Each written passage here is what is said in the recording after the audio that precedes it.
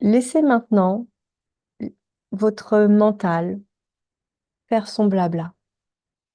Vraiment, allez jusqu'au bout de ce mental qui se raconte des histoires, qui pense déjà connaître la fin, qui connaît tout. Notre ego pense tout connaître toujours. Donc laissez-le parler, donnez-lui de l'espace. Écrivez. Écrivez tout ce qui s'oppose en vous à la manifestation de ce que vous voulez. Tout ce qui semble s'y opposer en vous, notez-le. Vous allez vous décharger déjà de tous ces miasmes, de tous ces fragments de fausses croyances, de peurs, de croyances erronées, de paroles qu'on a entendues chez d'autres qui ne nous appartiennent pas du tout, mais qu'on a pris comme ça, telles quelles, et que l'on a fait siennes. Donc, posez toutes ces paroles, tous ces mots, tout ce qui vous vient, toutes ces histoires aussi, ou des histoires que vous avez pu vivre aussi par le passé, parce qu'on croit parfois que notre présent et notre futur sont égaux au passé, alors que cela n'a rien à voir, c'est une autre histoire. C'est un autre temps, c'est une autre énergie, c'est un autre soi, mais on a tendance à l'oublier. Donc, déchargez. Vous allez déjà pouvoir identifier votre ennemi, ce vous-même empreint de négativité, de peur et de fausses croyances. Vous l'avez posé devant vous par écrit et là, il vous fait face. Il est plus difficile de se cacher maintenant parce que vous l'avez révélé. En l'écrivant, vous l'avez mis en lumière. Cette partie de vous qui est craintive, qui a peur et qui se ment et qui se cache, que l'on a du mal parfois à déceler, en écrivant, vous mettez cela en lumière. Et cette part de vous ne peut plus se cacher. Elle est là, elle est visible, vous l'avez révélée. Rien qu'en révélant, il y a déjà une part. Le travail n'est pas fait au complet, mais il y a déjà une part de guérison qui se fait parce que vous avez eu des prises de conscience. Le fait que vous ayez fait émerger toutes ces pensées pour les ressortir, c'est forcément passé par la conscience. Donc il y a eu des prises de conscience au passage, donc des peurs qui se sont clôturées, éliminées, nettoyées, réharmonisées.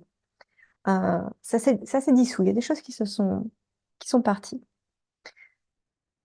Vous allez pouvoir reprendre ce que vous avez noté, toutes ces peurs, et réfléchir, méditer, questionner votre âme sur chacune de ces peurs.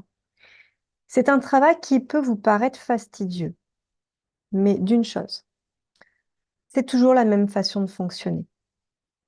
Donc, au début, ça va vous paraître difficile, mais ça le sera de moins en moins. Parce que plus on fait ce travail sur soi, plus on arrive rapidement à être honnête avec soi-même. On se ment toujours à soi-même. Mais une fois qu'on a placé les mensonges devant soi, le travail de réparation se fait plus facilement et plus rapidement parce qu'on a l'habitude. Et notre ego s'est assoupli. Donc, on le fait plus facilement une fois qu'on l'a mis en lumière. On a toujours des mensonges qui se cachent, mais une fois qu'ils sont mis en lumière, le job est plus facile par la répétition, parce qu'on connaît. Donc, même si ça peut vous paraître laborieux, pas tant que ça. Euh, et ensuite, euh, l'énergie, l'énergie se diffuse, se transforme en un claquement de doigts. Donc, les guérisons ensuite sont rapides. Une prise de conscience, c'est ça. C'est sous fraction de seconde, la prise de conscience. C'est extrêmement rapide. Une prise de conscience ne prend pas de temps. Pour y accéder, pour arriver au point de cette prise de conscience, de ce switch, ça peut prendre du temps. Mais la prise de conscience en elle-même, elle est rapide. Donc, c'est tout ce temps que vous avez passé avant d'arriver à vous poser, et voir en face, admettre, voir en face ses peurs, c'est tout ce temps-là qui a été long. Après, le travail est beaucoup plus rapide. Et puis, dernière chose, c'est que de toute façon, comme je le dis, toujours le temps passe, quoi qu'il en soit.